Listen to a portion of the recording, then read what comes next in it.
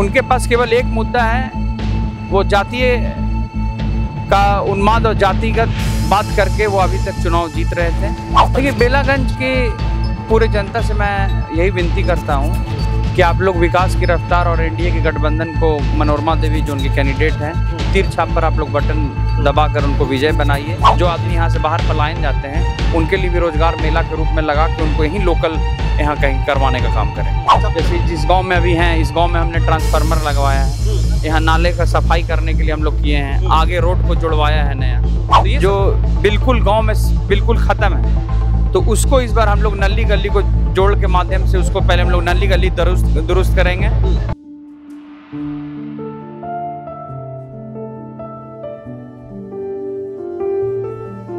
नमस्कार, आप live cities देख रहे हैं। मैं हूं आपके साथ मिस्टर अमित। देखिए, बिहार में विधानसभा का चुनाव है और चुनाव से पहले तमाम प्रत्याशियों ने अपने अपने क्षेत्रों में भ्रमण शुरू कर दिया है और लगातार लोगों से मिल रहे हैं, लगातार लोगों के साथ कैंपेन कर रहे हैं और चुनावी मुद्दों पर बातचीत कर रहे हैं। अभी हम मौजूद हैं बेलागंज विधानसभा में और हमारे साथ मौजूद है मनोरमा देवी, जो कि यहाँ से प्रत्याशी है जेडीयू की। उनके पुत्र हमारे साथ हैं रॉकी यादव। कैसे रॉकी भाई, पहले ये बताइए। हम तो अच्छे हैं।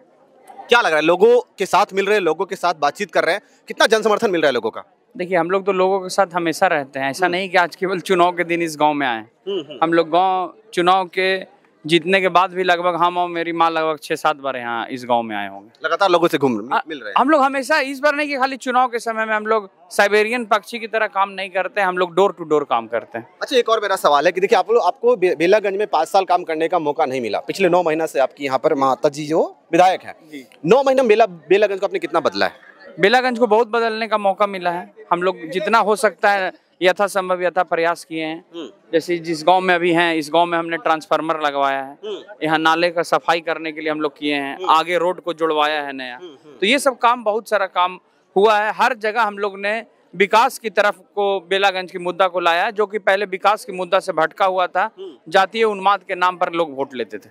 अच्छा, एक और मेरा सवाल है कि देखिए, अभी तो आप चुनाव लड़ रहे हैं, अगर फिर से विधायक बनते हैं, फिर से चुनाव जीतते हैं मनोरमा देवी, तो उनका पहला काम यहाँ पे क्या होगा? जो मुख्य समस्या लोगों की है यहाँ पे, कि ऑब्जर्व कर पाए कि नहीं कर पाए अब तक? देखिए, सबसे पहले हम लोग जितने भी गांव का नली गली का समस्या है, आज हम लोग का जनसंख्या बढ़ने के कारण सीवर का जो लाइन है, जो बिल्कुल गांव में बिल्कुल खत्म है, तो उसको इस बार हम लोग नली गली को जोड़ के माध्यम से उसको पहले हम लोग नली गली दुरुस्त करेंगे और उसके बाद हम लोग शिक्षा पर फोकस करेंगे। शिक्षा पे फोकस रहेगा इस बार, क्योंकि युवा जो है वो काफी बाहर शिकायत तो कर रहे थे कि सरकार में पेपर लीक हो जाता है, कुछ लोग कह रहे थे कि हमारा नाली जाम है, तो क्या इन सब पे काम होगा? बिल्कुल होगा।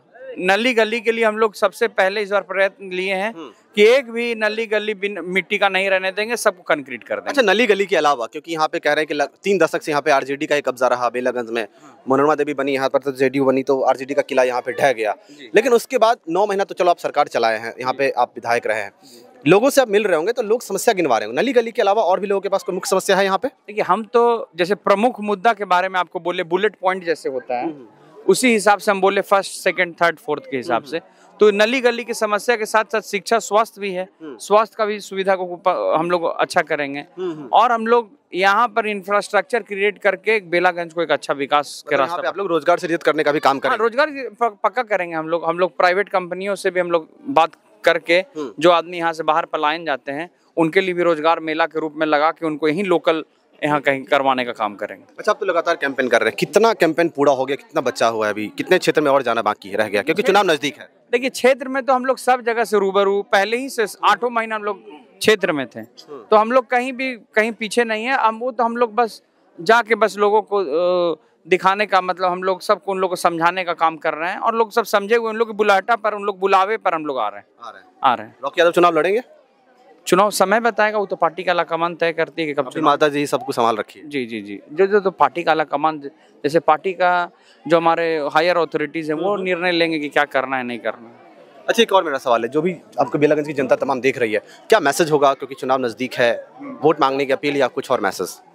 देखिए, बेलागंज की पूरे जनता से मैं यही विनती करता हूँ कि आप लोग विकास की रफ्तार और एनडीए के गठबंधन को, मनोरमा देवी जो उनके कैंडिडेट हैं, तीर छाप पर आप लोग बटन दबाकर उनको विजय बनाइए, जिससे कि बेलागंज का हम लोग और भी जो विकास, जो अभी जो केवल चालू हुआ है, अभी बहुत ही तेज रफ्तार से हम लोग आगे 5 साल का विकास करने का काम करेंगे 5 साल के दरमियान में, और इतना विकास होगा कि आपके पास फिर कोई विकास का कोई यहाँ जगह नहीं बचने देंगे। हम लोग पूरा विकास करेंगे। जो हजारों लोगों की संख्या यहाँ खड़ी है लोगों की, क्या घूट मिला था जनता को एकदम रॉकी यादव को देखने के लिए भीड़ उमड़ जाती?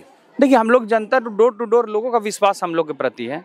जीत लिया विश्वास आपने? हाँ, हम लोग हमेशा विश्वास जीतने का काम करते हैं। कभी भी मैं आपको पहले बोला कि साइबेरियन पक्षी की तरह हम लोग काम नहीं करते। हम लोग हर नेक टू नेक काम करते हैं। लगभग इसमें से हम लोग को 100 आदमी हमसे डायरेक्ट 1-to-1 होगा।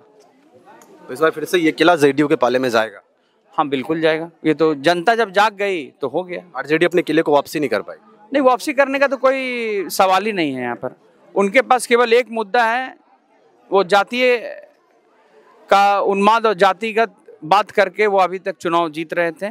पर लेकिन जनता जाग चुकी कि जनता हम लोग को ठगा जा रहा है, और उसी के कारण हम लोग इतना बड़ा जीत हम लोग को हासिल हुआ। और ये जनता जिताती है, और ये जनता का दिल का जीत है। ये केवल मेरी माता जी चाहे मेरा का जीत नहीं है, ये जीत जनता के लोग की होती है। और क्योंकि जनता जागती, जनता वोट देती। चलिए, आपका बहुत बहुत धन्यवाद। देखा, हमारे साथ रॉकी यादव थे और यहाँ पर हजारों लोगों की भीड़ के साथ ये खड़े हैं।